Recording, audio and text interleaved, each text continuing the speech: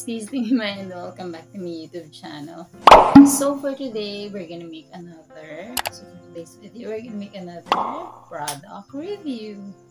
Ang meron tayo dito is, tada! Ito is apple cider. So kung medyo baligtad siya dyan, lalagay ko na lang ulit siya dito. So yan. Marami siguro nagsisearch dito sa apple cider nito kasi ito ay kasama sa trending products. This one is from Simply Supplements. Simply kasi dalawa yung E. S-I-M-P-L-E-E, okay? Yung ganitong bottle, ang laman nito is 60 capsules. 60 capsules sa isang ganito, and then every capsules is meron siyang 500 ml. So, open ko muna yung itsura niya para makita nyo bago natin i-discuss yung benefits niya.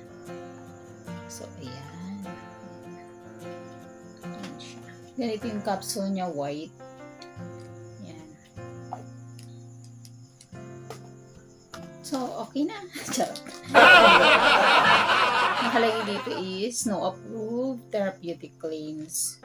So, ibig sabihin hindi ito gamot sa kahit anong sakit. Ito ay kasama sa natural food supplements. Yan. So, magtatanong muna kung FDA approved to is yes. FDA approved siya para sa mga magtatanong lang because hindi tayo dito nagpo-promote ng mga hindi FDA approved na product. No? So, medyo galit tayo sa gano'n. Edi wow. Edi wow, ano po. So, ayun. Para sa mga search, kung gusto nyo i-search kung totoong FDA approved siya, pumunta kayo dun sa kagaya ng tutorial ko before is verification.gov.ph. So, ayun. Para sa mga hindi naniniwala is ang FDA registration number niya is FR-412345450891355. So, ayun yung kanyang FDA registration number para sa mga may gusto lang malaman. Siyempre, di ba? So, ayun na nga. This one is a vegan capsule. And yung materials na ginamit dito is imported from US, India, and Japan. So, yung tatlong country na yon yung ginamit dito sa pag-manufacture nito is galing sa tatlong country na yon. So, ayan. O, diba? Discuss natin yung benefits na itong apple cider na ito. Medyo mayroon tayong kodigo dito. Actually, hindi ko ito ginagamit because it's a, ang papaya. Wait.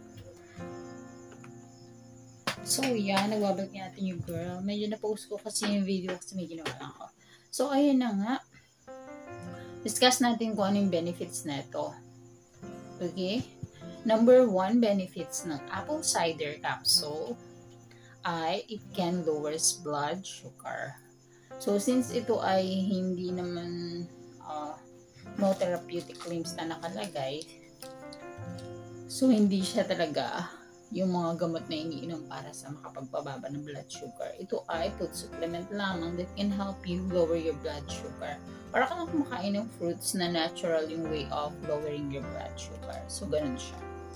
And number 2, reduces cholesterol. Para ito sa mga, alam mo na, nagkakaedad na tumataas ang cholesterol level, pwede po sa inyo ang apple cider capsule.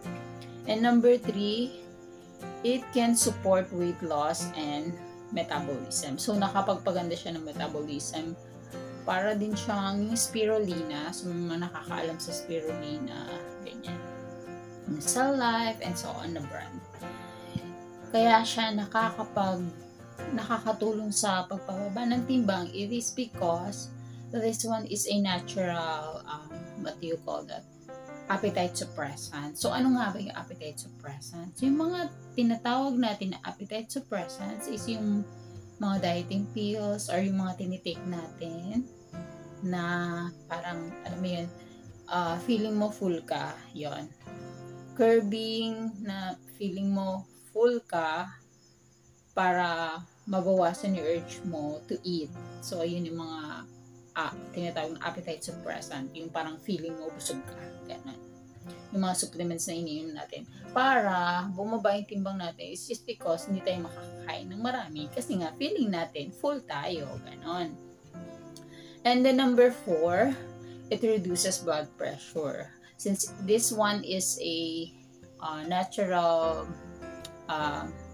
food supplement lamang na nakakatulong, hindi pa rin po ito pwedeng gamot sa pampababa ng alam niyo yun, blood pressure.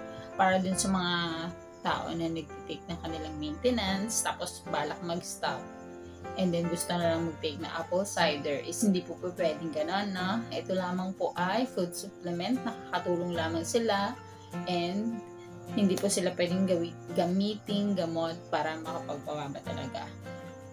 Diba? Nakakatulong sa gamot is magkaiba. Okay? Yung next natin dun is potential anti-cancer properties. So, ito nga, kiniklaim na ito na food supplement na to is nakakatulong din siya ng mga para anti-cancer. Meron siyang anti-cancer properties. O, yun. Parang mga antioxidants ka na. Tapos, yung next dito is prevents bacterial infections. So, ayun, parang nagbo-boost din siya ng immune system natin. Kasi pag nagpe-prevent ng bacterial infections sa katawan, ibig sabihin is mataas yung ating immune system. So, ayun lang naman. And just if ever you have some questions regarding this, pwede nyo pa rin i-comment down below. And of course, gusto ko lang sa inyo i-plug yung aking TikTok account. Bago lang ito kasi nauso yung mga TikTok affiliates. So, ang atin yung girl ay gumawa ng TikTok shop there. So, you can purchase anything na pinost ko doon.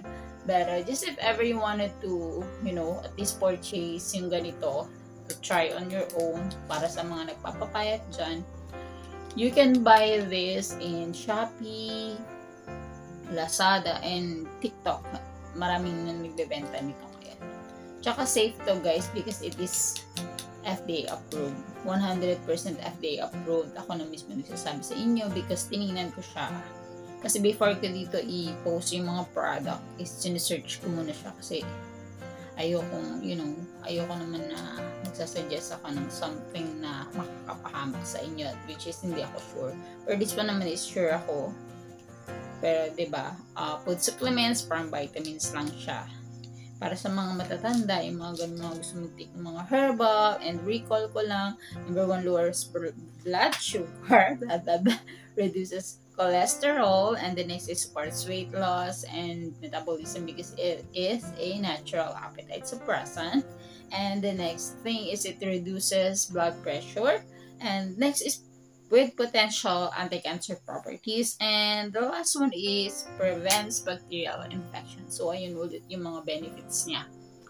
So, ayun naman, just if ever naman makakabili kayo online, just make sure na legit siya. Kasi ewan ko kung meron din siyang namimeke. So, ayun naman for today's video. And thank you guys for watching. And see you in my next video. Bye!